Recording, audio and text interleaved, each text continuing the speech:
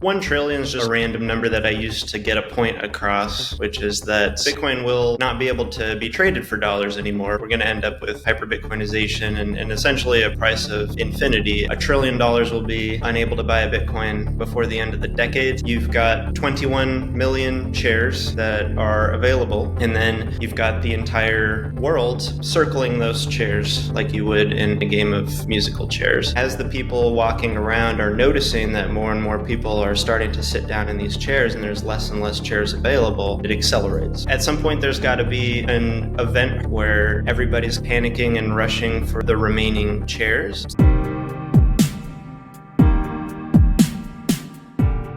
You told me that you're from Austin, Texas. It seems to be a really vibrant Bitcoin community, I heard last time. How's things now in Austin, Texas? How's things in America? How was that year also for you? Because we're recording now on 18th of December. This episode will probably come out like very close to New Year's Eve, maybe even like already in 2025.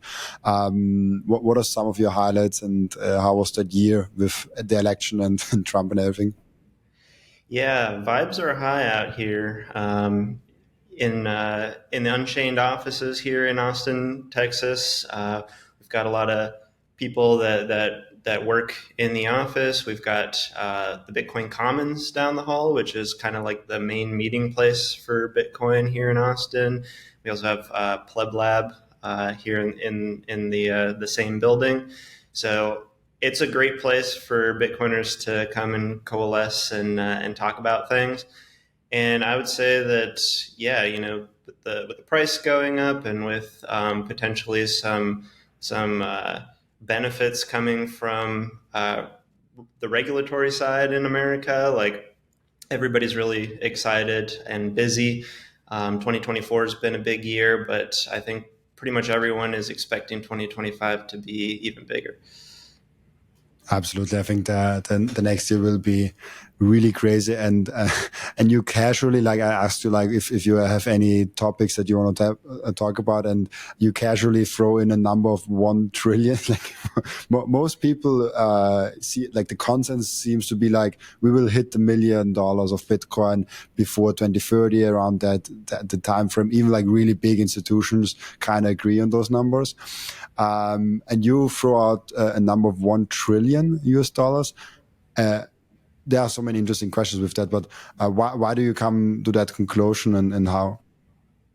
Yeah, so 1 trillion is just kind of a random number that I used to get a point across, which is that, in my view, Bitcoin will not be able to be traded for dollars anymore, right? We're going to end up with hyper Bitcoinization and essentially a price of infinity at some point.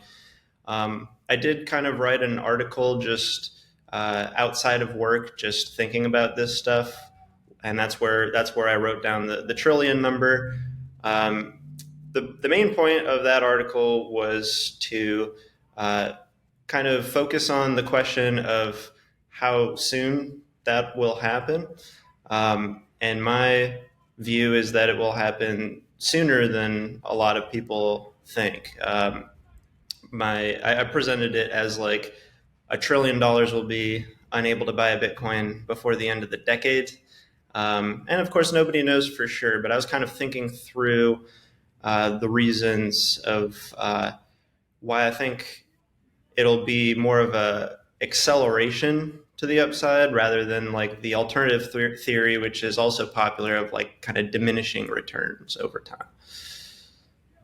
Yeah, the diminishing returns, I don't buy it.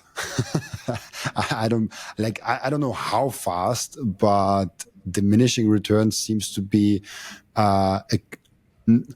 most people don't realize that Bitcoin is something absolute scarce, and it's digital, it's globally available, and 8 billion people have an incentive to join that network, even though maybe they are not aware of yet.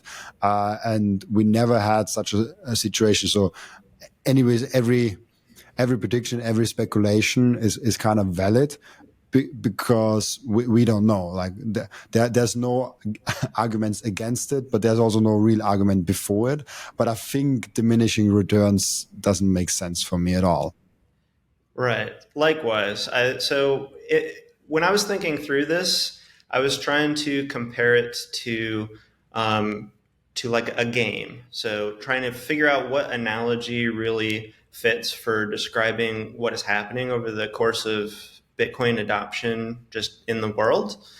Um, and I think the game uh, that fits the best would be musical chairs, right? So uh, basically, you've got 21 million shares that are available, which is the Bitcoin supply, and then you've got the entire world circling those chairs like you would in a game of musical chairs. Um, and so the goal of the game is essentially well, first, the rules of the game are that there are only 21 million chairs, and that kind of everybody in the world has a similar goal, which is to be able to save value across time. So everybody wants to save value across time. And when people want to do something, they need to look for the best tool for the job. So that's kind of rule number two, is that everybody wants the best tool for what they're trying to accomplish. And then the third rule of the game is that Bitcoin is the best tool. All right. So then you put all those rules together, and you get what a lot of people think, which is that everybody's going to want Bitcoin. So the goal of the game is kind of how many chairs that different entities in the world can kind of sit down and lock up for themselves. And in musical chairs, you also have music going on in the background, which is the analogy there would be like that's the current financial system is that we're in now is basically the quiet music in the background. A lot of people are not really paying attention to it yet. But increasingly, when you kind of look into the problems of how the current system works, you start to actually notice the music more. And you also start to notice that the music's not going to last forever. And so to prevent yourself from losing this game of musical chairs, people need to take their seats. And that amounts to buying Bitcoin. Otherwise, you lose the game. This analogy, I think, is helpful for kind of imagining what the future of adoption could look like, because you in musical chairs, the end of the game, it's never really people kind of walking over gradually to take their seats, right? That's kind of the diminishing returns theory, that as more and more people are sitting down and there's less and less seats available, that people are going to be less eager to take the remaining seats, whereas the other side of the other opposing theory is that as the people walking around are noticing that more and more people are starting to sit down in these chairs and there's less and less chairs available, they start to figure that they should get some in case it catches on, basically, and then it accelerates. So that $1 trillion is kind of the moment where the music stops and everyone has to sit down, but there are not enough chairs. Right. Like, I think at some point there's got to be an event horizon, so to speak, where everybody's kind of panicking and rushing for the remaining chairs. So again, the question is just, does that happen 50 years from now, or does it happen, in the next few years?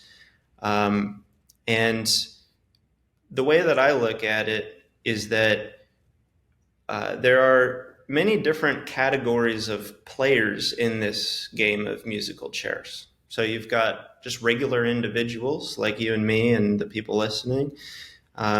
You've got companies, you've got organizations, you've got governments. And I think the people that are expecting this to play out over, let's say, 2 decades or 3 decades, a lot of those folks are kind of looking at the fact that a lot of the capital in the world is held by kind of the baby boomer generation and stuff. So people that are retired, they make up a big portion of the population. They have a lot of the world's capital, and a lot of them are just not interested in learning about Bitcoin. So if you're looking at that and you're focusing on that kind of player group, it makes sense to kind of conclude that it's going to take a while for Bitcoin to really dominate the financial system of the world.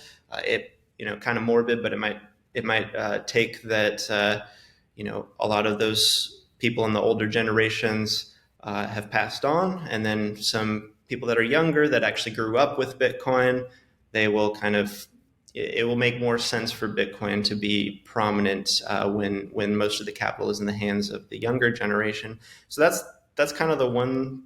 That's kind of like the slow theory. But I do think that that is wrong because it's not applying the correct levels of importance across the different player groups that I mentioned.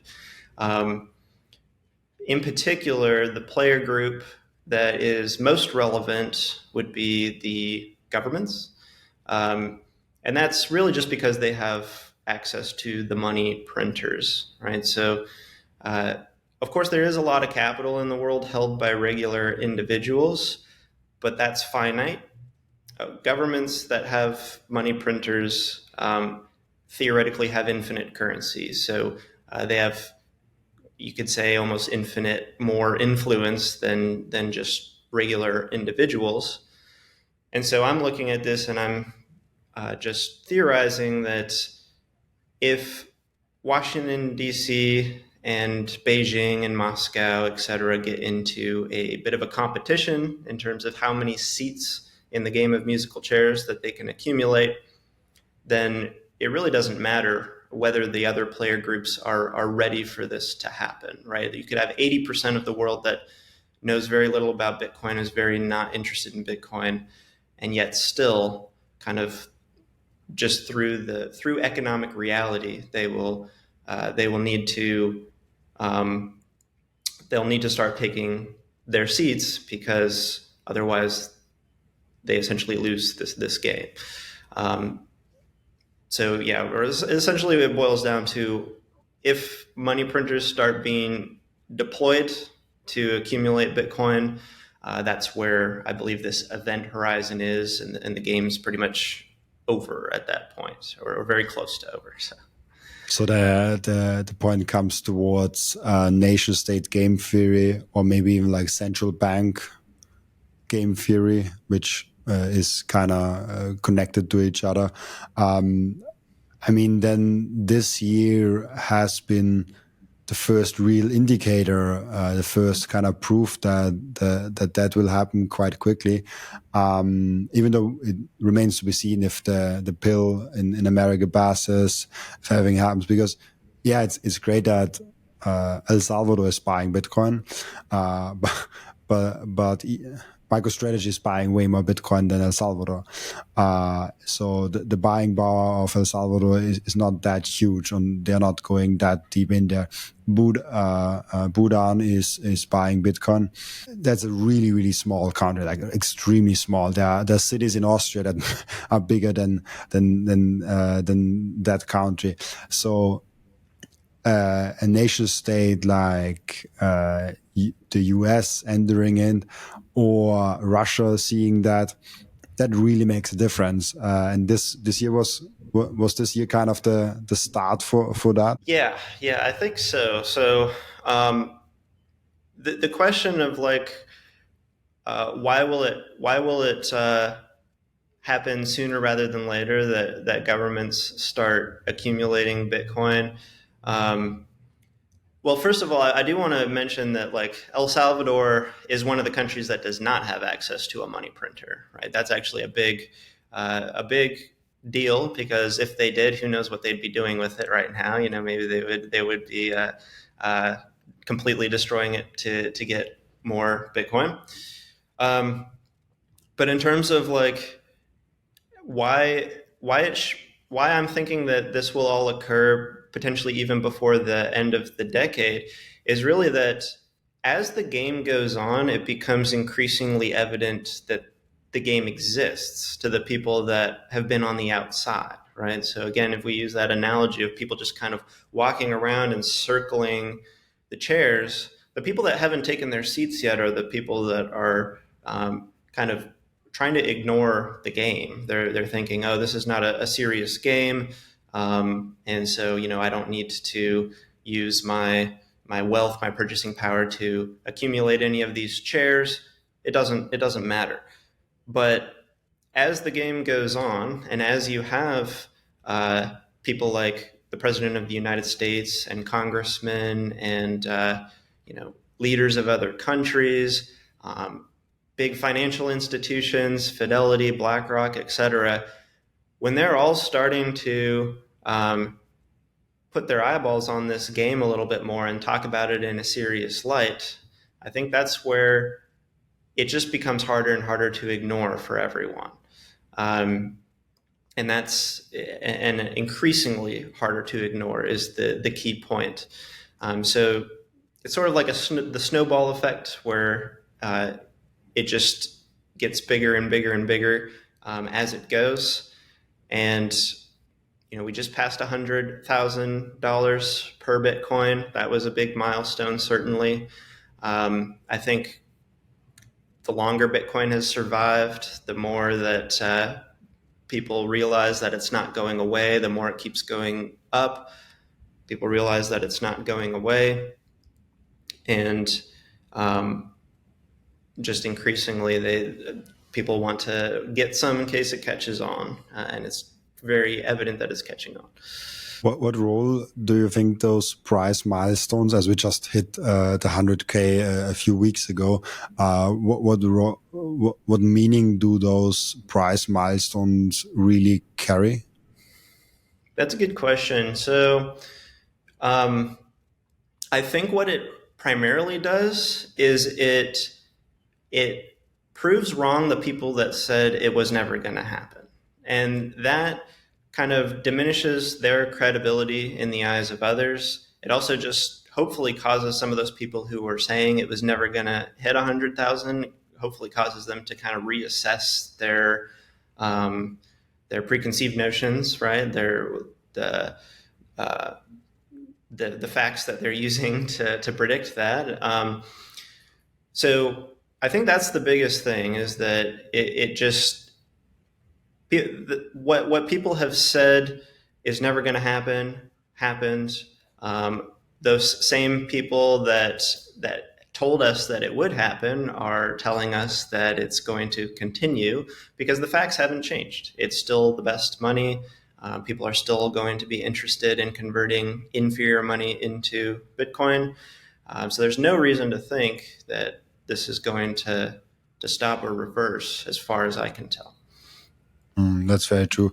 One thing I think about right now when we think, okay, we have the $1 trillion, we have the hyper Bitcoinization point, and the music will stop sooner rather than later.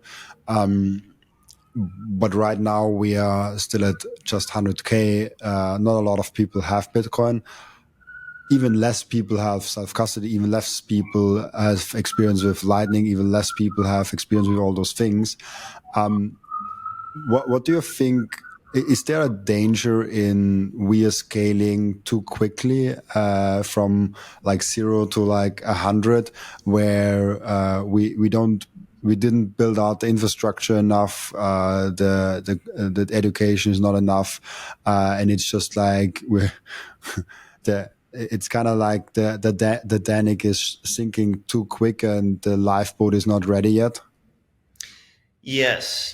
So that's a really important question, because it's important to distinguish, what I think is going to happen from, what I would like to happen, right? Like, I do think that if adoption moves forward too quickly, that a lot of the population of the world is potentially initially going to be negatively affected by it, because a lot of people, especially in kind of developed Western countries like the United States and Europe, they have a lot of their savings and their value storage in mechanisms that are not Bitcoin, and potentially that would prove to be a mistake, as there'd be a lot of capital flight from those assets towards Bitcoin. And yeah, unfortunately, a lot of people that have not been taking Bitcoin seriously could be negatively affected in terms of their kind of wealth and savings. And yeah, what I'm saying is that, like, I think that that could still be the case, right? That could still be what happens. Unfortunately, like, I think that if nation states do start printing money to accumulate Bitcoin, then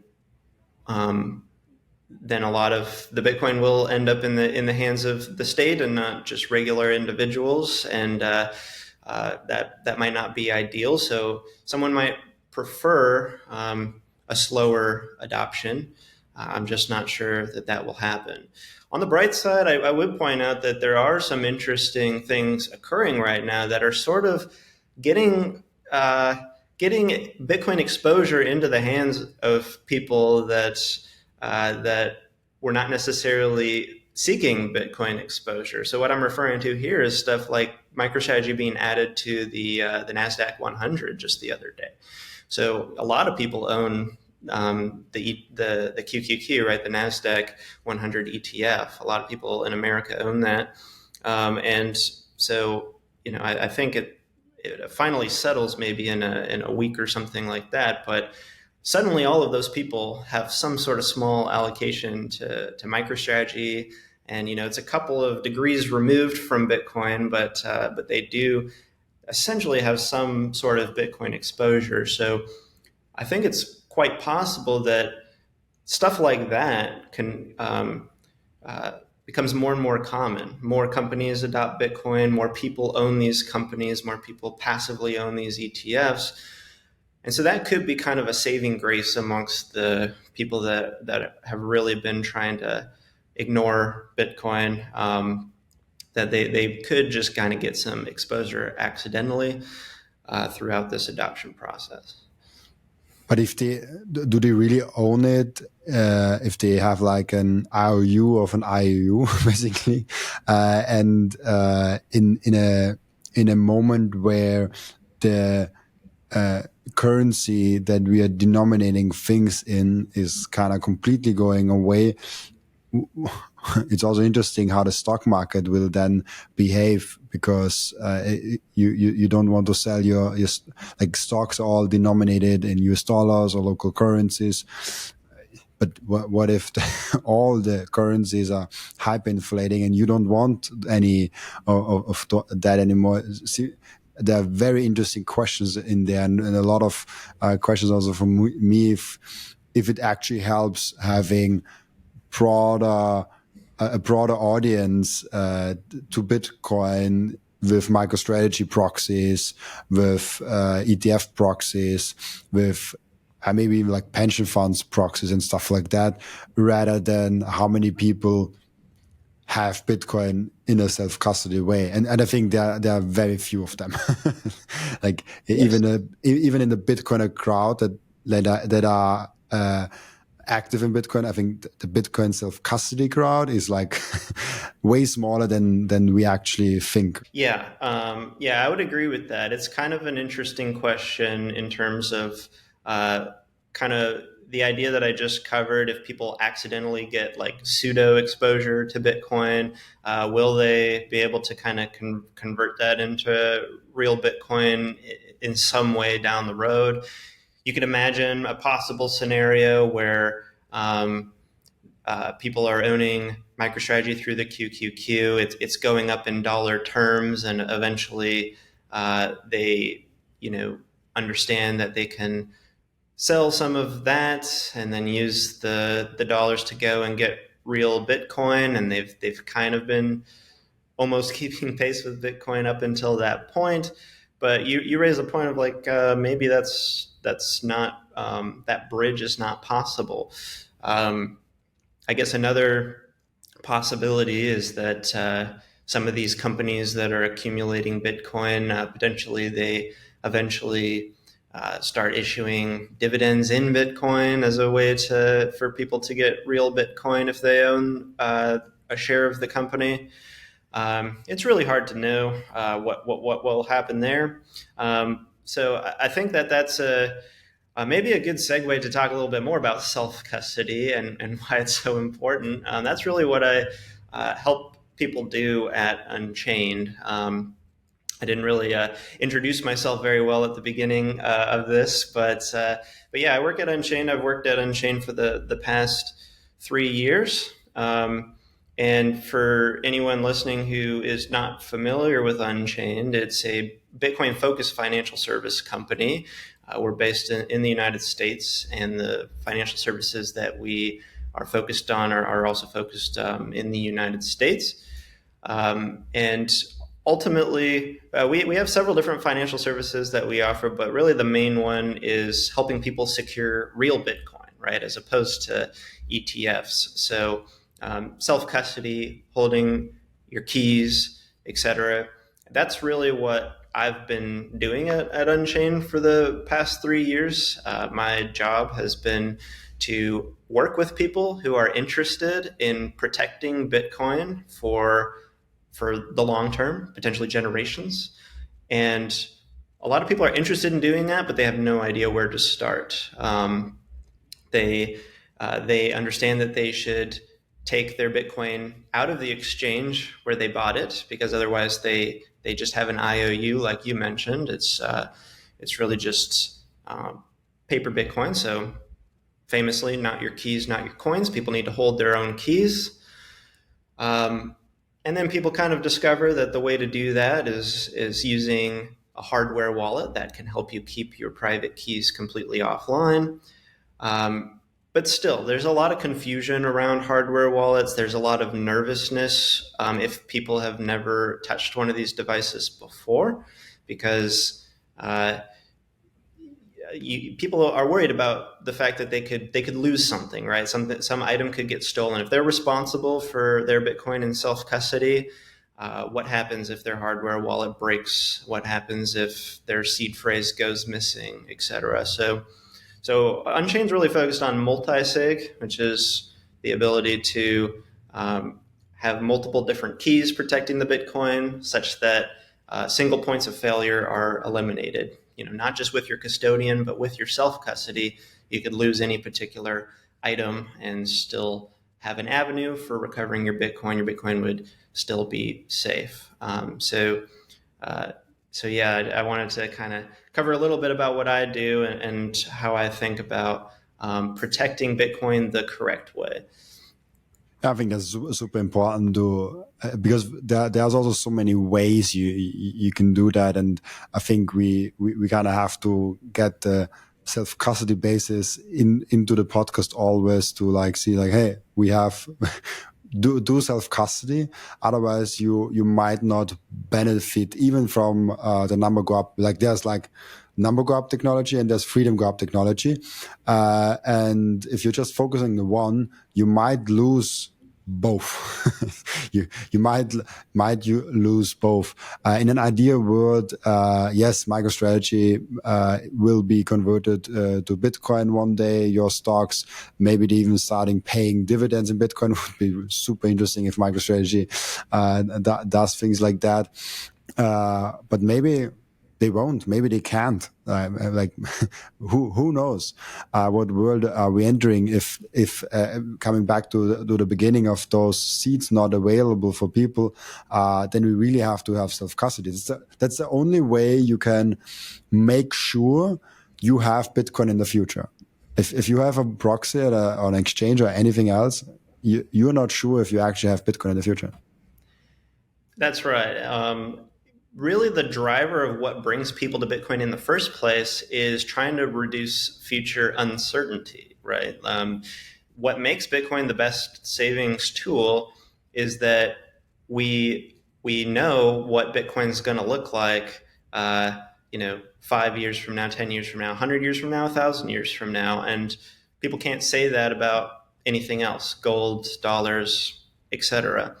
And so if people are trying to hold Bitcoin purely through these other mechanisms, like getting exposure through MicroStrategy and stuff, you're definitely kind of uh, introducing more uncertainty into your setup, because there's a variety of factors just related to MicroStrategy that are not specific to Bitcoin that you have to contend with at that point. So I'm a big believer that people can do whatever they want and own whatever kind of assets they want to own. But if someone really wants a foundation, like a financial foundation for themselves that has the least future uncertainty, you do need real Bitcoin, and you do need to not be beholden to someone else that is holding that Bitcoin for you. That just introduces additional risk that you don't need. I partnered up with Coin Vigilante. This is the most beautiful Bitcoin timepiece that I ever saw created by anyone. Look at that beauty. I love it so much. Coin Vigilante made a perfect Bitcoin watch. That's the perfect, subtle, elegant way to go out there and show that you are a Bitcoiner. And that watch brand is Bitcoin only. And Coin Vigilante just dropped a completely new and amazing Genesis edition of their watch collections. You have the date of the first ever mined Bitcoin block in there, and of course also the block height and which epoch we are currently in. I love the level of detail they put in this masterpiece, and make sure to check out those amazing Coin Vigilante timepieces down in the descriptions. I love those watches so much. If you watch or listen to my podcast on a regular basis, I guess you already bought some Bitcoin. And now the most important step is to keep the Bitcoin. Keep them secure in a hardware wallet. My personal recommendation for hardware wallet is the BitBox. It's super secure. It's simple to set up. It's also a perfect gift for a friend who has still their Bitcoin on an exchange. And you can get a 5% discount with the code Robin at the checkout. Visit bitbox.swiss/Robin to get your BitBox. And the next step is to really level up your sovereignty as an individual. You have to have the most secure self-custody setup. You have to secure your own devices. You have to protect your privacy. You have to set up an inheritance plan. And depending on where you live, you even want to have a plan B, a citizenship where you can move in case something goes really wrong. And through all those steps, the Bitcoin way is guiding you through step by step. And if you visit thebitcoinway.com/partners/Robin, you even get a 30-minute free call to find out how you can level up your sovereignty. Absolutely, really cool. Maybe you covered a little bit, but maybe let's go through the option what people have in self custody. I think you're also really good in like just showing up like, okay, well, single-sig, multi-sig, and all the different variations of that.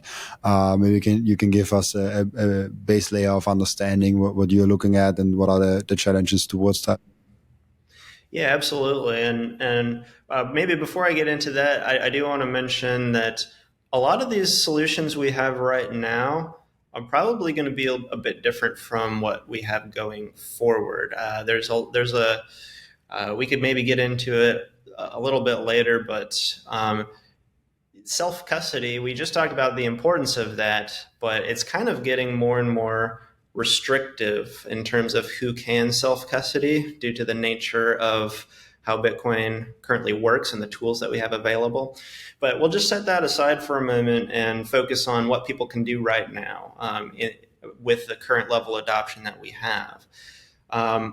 So like I was mentioning earlier, kind of step number one after someone buys Bitcoin is recognizing that they are trusting a custodian to hold that Bitcoin for them. And a big barrier, I think, like a psychological barrier for people in that position is that model feels very familiar to them because they kind of are doing that with their dollars or their euros in a traditional bank account. Someone's holding that for them.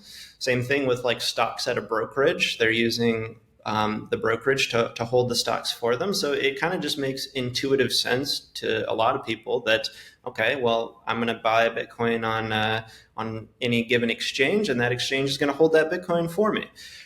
The key difference, of course, is that if a traditional bank loses your fiat, or if a brokerage loses your stock, it's insured, and the government could print more money to give to you.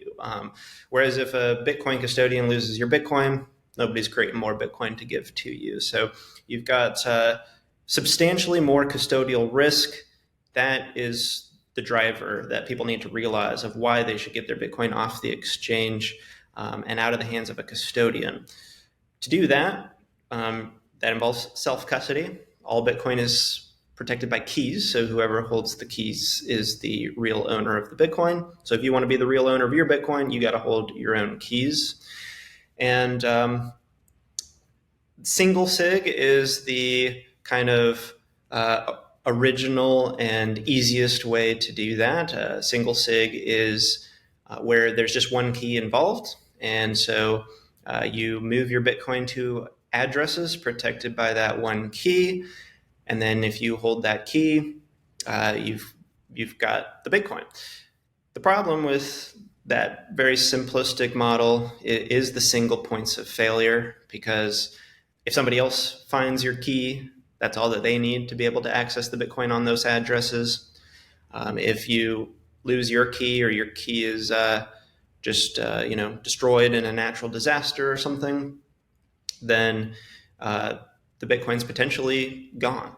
There are ways that you can use single-sig. You can kind of modify single-sig to address kind of some of those concerns. For example, someone might think, oh, well, I'm going to make multiple copies of my key and spread them around so that if one of them is destroyed or lost, then I still have another copy of my key somewhere else and I'm okay.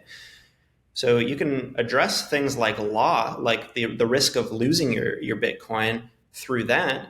But what you're actually doing is you're increasing the chances of vulnerability to theft. Because if you got a bunch of copies of your keys all over the place, if any one of them is found by a thief, then the thief can access your Bitcoin. So you can resolve the risk of loss in a way, but you're opening yourself up to the risk of theft. There's also the reverse is also true. So you can protect yourself you can protect yourself from theft by doing things like putting a BIP39 passphrase on your key, or kind of encoding your seed phrase in a way that only you can decode. That can help address the risk of theft. But then what you're doing is you are actually opening yourself to increased chance of loss, because if you have both your key plus a passphrase on top of it, now you've got two different items that if either one of them is forgotten or lost or something, then your Bitcoin is no longer accessible.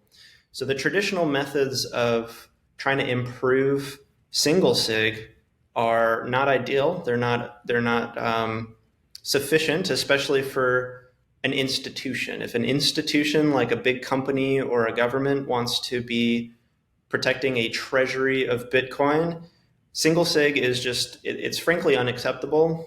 You need something that's called threshold security.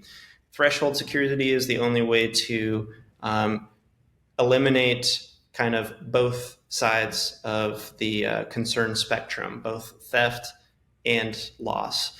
And what I mean when I say a threshold, a lot of people might be familiar with the idea of multi-sig, but that's where you could have something like you need any 2 out of 3 pieces, right? If you need any 2 out of 3 pieces, that means in order to access the Bitcoin, that means that if a thief gets one item, they don't have 2, right? So they don't have access to the Bitcoin yet. And then if any one piece was destroyed or lost, you could use the other 2 remaining pieces to still recover the Bitcoin. So multi-sig, there's actually a few different ways to do threshold security, but multi-sig is kind of the most straightforward. It's been around the longest. It's the easiest to set up. I guess the only downside is that it adds a little bit of transaction fees to your transaction, so it's a little bit more costly. But at Unchained, we feel for most people that are really serious about protecting larger amounts of Bitcoin for the long term, multi-sig is the way to go for sure. Absolutely. And I think the future limitations, what you teased, was also really interesting. I guess you talk a little bit about UTXO management and the future limitations of how many people, institutions, companies can actually transact on a base layer versus how many have to then go a layer above, or maybe we can find some solutions. I guess that's where you're pointing towards. Yeah, exactly. So basically, Bitcoin is limited by certain parameters and there's a very good reason for the parameters, right? And what I'm referring to is kind of the block size and also how quick blocks are added to the blockchain. So this constrains how many transactions can be added to the ledger.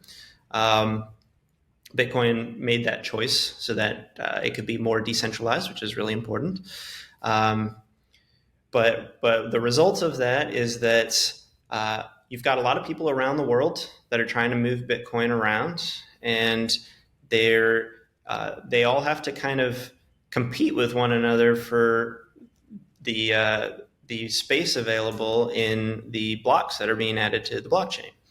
So when they're competing with one another, what they're doing is they are trying to outbid each other in terms of transaction fees. So the more Satoshis, the more Bitcoin that you are paying relative to the amount of space that your transaction is using in the block, the more you're willing to pay, the more that the miners are going to want to include your transaction and add it to the blockchain. And so you're going to outcompete everyone else. But that kind of means that people that have more Bitcoin have an advantage in that competition. Because, if you are someone that has 100 Bitcoin and you're trying to move it around, you could be willing to pay a sizable fee, and it's still a small percentage of the Bitcoin that you're moving. Whereas if you're just a kind of a regular person and you have maybe a fraction of a Bitcoin, if you want to try to compete and get your transaction to be mined into a block, you might have to pay like a much higher percentage of your Bitcoin to do that. The math works out so that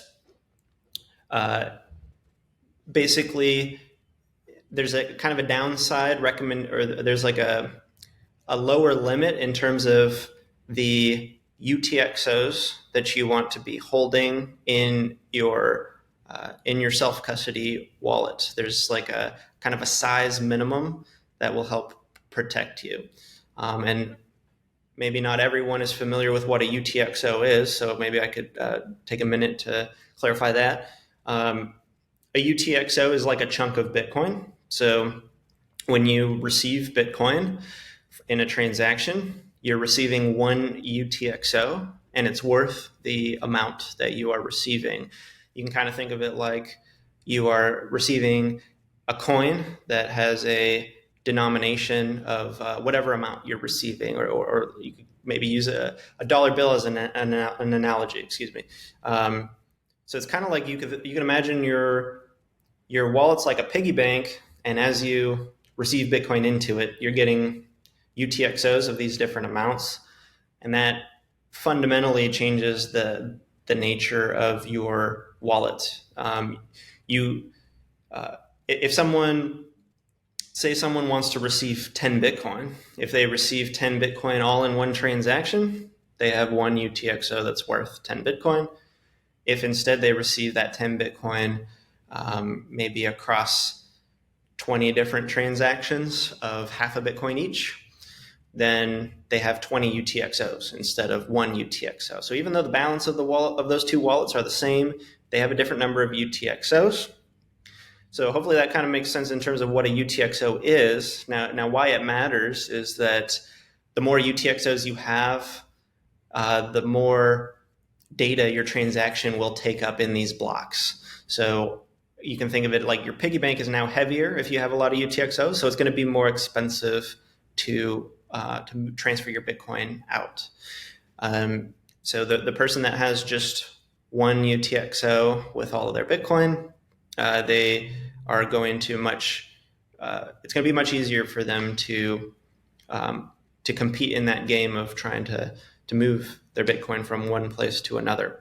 And the people that are in a danger zone are if someone's just receiving Bitcoin to self-custody once a day in a tiny amount. And then they're going to be ending up with dozens or hundreds of UTXOs that are all really tiny. And potentially the fees to move that Bitcoin is a very high percentage of what the total Bitcoin balance of the wallet is. In some cases, it could be 100% or more, in which case, although you think you have Bitcoin, you kind of don't have Bitcoin. It's a sort of a self-rug pull in a way. So I mentioned kind of like a way to protect yourself from that is kind of paying attention to not having UTXOs that are too small. There's sort of a lower limit recommendation. So I've written about that and the math behind it. It's a bit subjective. There's not exactly like a right answer for everybody because it depends on what fees you're personally comfortable with potentially paying. It also depends on what your kind of future predictions are in terms of the fee rate market in Bitcoin. But a rule of thumb that a lot of people have been using is that you want 1 million Satoshis as a UTXO. So that would be 0.01 Bitcoin. If your UTXOs are larger than that, you have a pretty decent level of protection from this issue that I'm describing. And that recommendation is actually for kind of a single-sig wallet. If you're using a multi-sig wallet, you might want to go a little higher, like potentially 2 million Satoshis as a minimum. But the issue that we're finally arriving at here, that was kind of a big wind-up there, but the issue that we're arriving at is that if there's a recommendation of 1 million Satoshis every time you receive Bitcoin into self-custody, how much does that cost, right? With the price of Bitcoin going up, that's getting more and more expensive to achieve. So, at 100K Bitcoin, 1 million sats is $1,000. So that means, you don't really want to be buying like $300 worth of Bitcoin and then transferring it to self-custody because you have a smaller UTXO than what's recommended. So $300 was acceptable a couple years ago when Bitcoin was $30,000, but that minimum UTXO size is just getting more and more prohibitive for people that don't have a large income to be spending on accumulating Bitcoin and bringing it into self-custody. So you can imagine that at $1 million per Bitcoin, then you've got a cost of $10,000 to bring a reasonable sized UTXO into self-custody.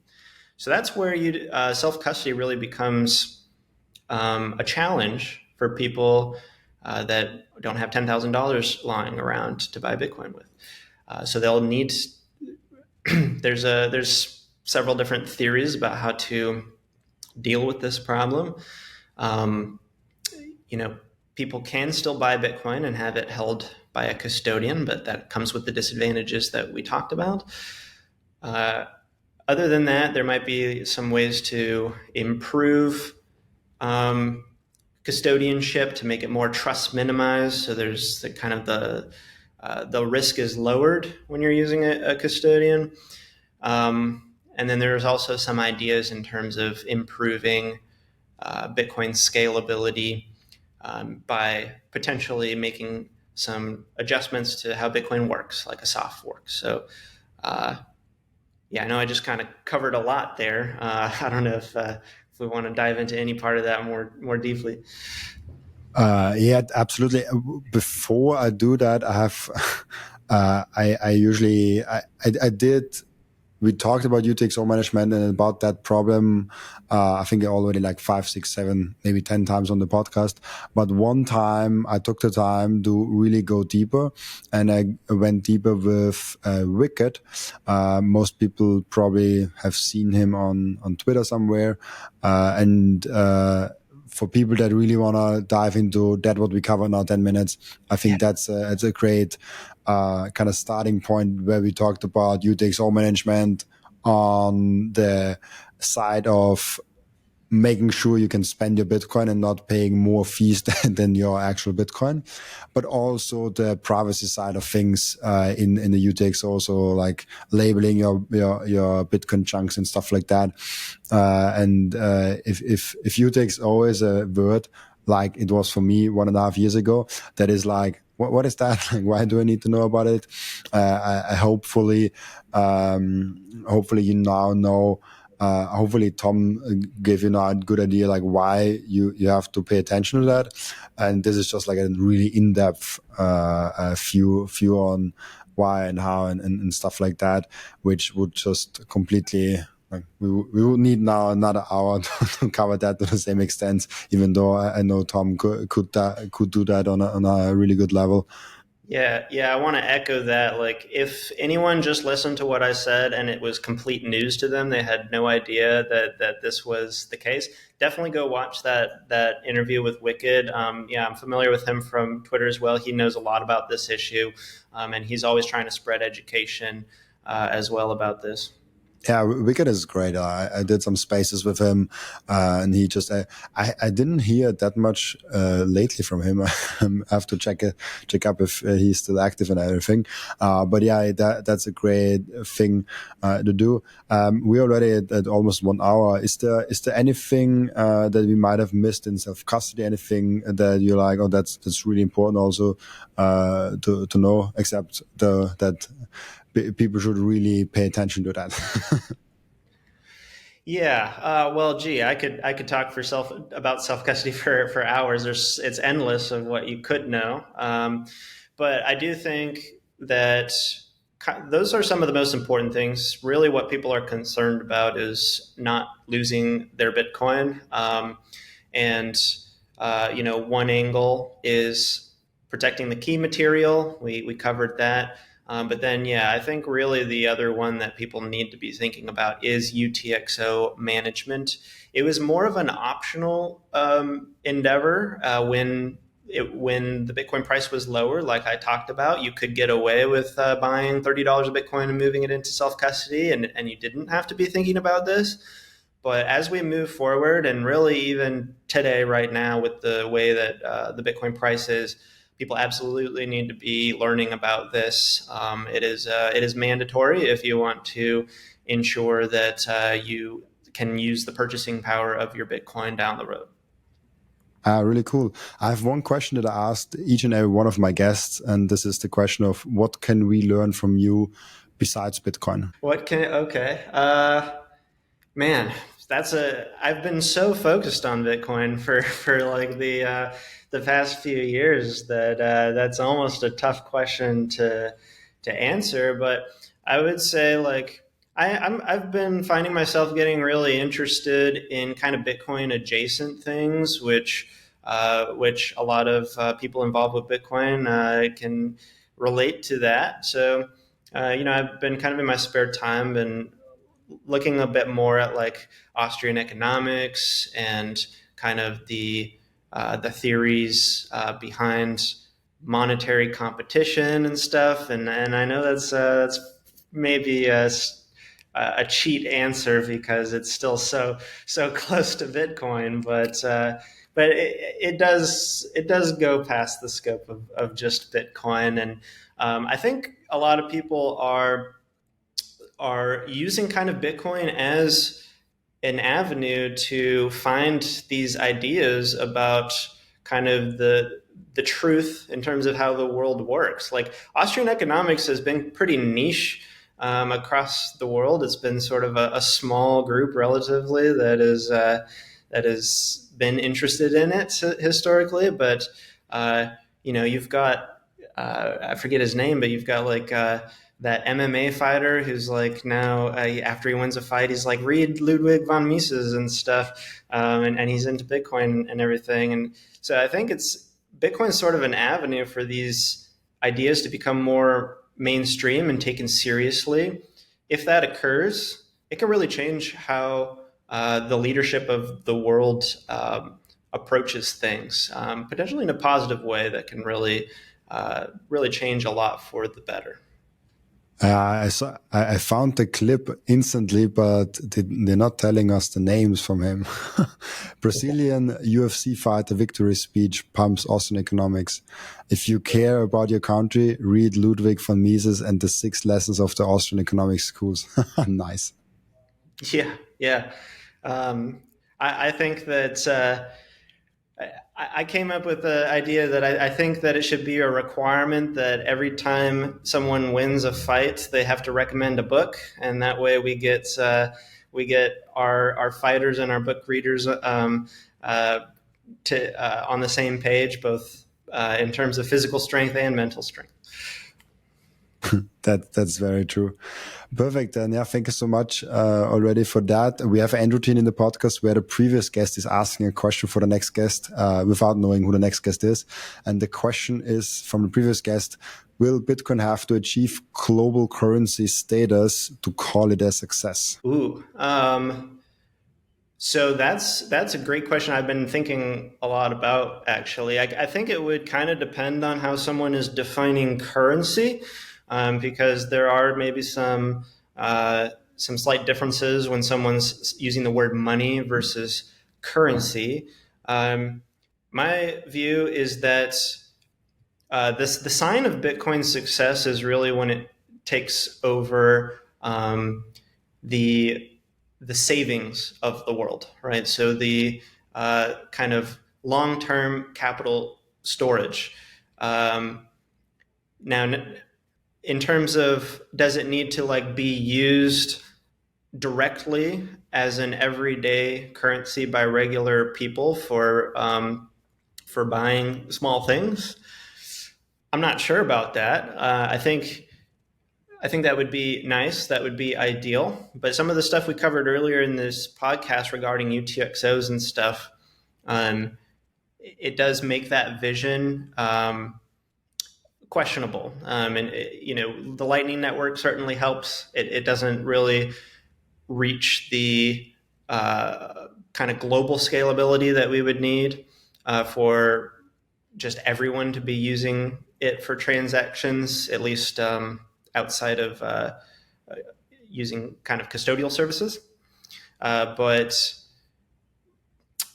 yeah, so I guess my answer, if we're thinking about currency in terms of just like the money that everybody uses day to day, I guess my answer would be no. That Bitcoin could still be a success and make the world a much better place without that result. Although it would be very nice to have that result as well if we figure out how to do it properly.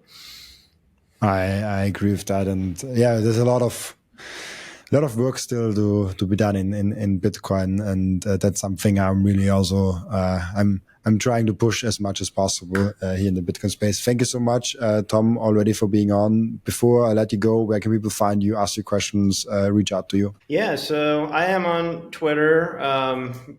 My handle is at Tom_Honzik, which is my last name, Honzik.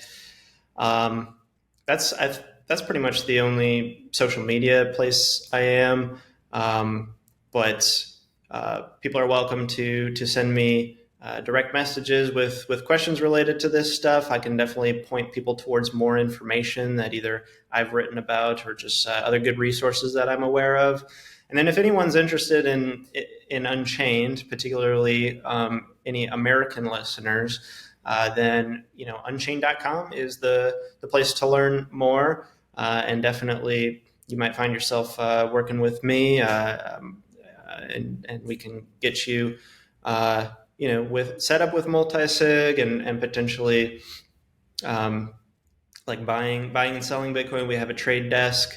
We offer the ability for people in America to hold their own keys to Bitcoin in a retirement account, which is one of the more unique products as well. And we have stuff related to inheritance, etc. So if any listeners are interested in any of that and are in America, please reach out. I'm envy of America. I cannot even hold Bitcoin in a retirement account, not even without my keys. That's just not possible. I would love to have that possibility, but unfortunately, I'm not in America. Maybe that changes in the future. I don't know. Thank you so much, Tom, for taking time. Thank you so much for being here with us. Also, thank you so much for everyone that is watching and listening, for joining us today. As always, I'll be back tomorrow with another episode. Bye-bye.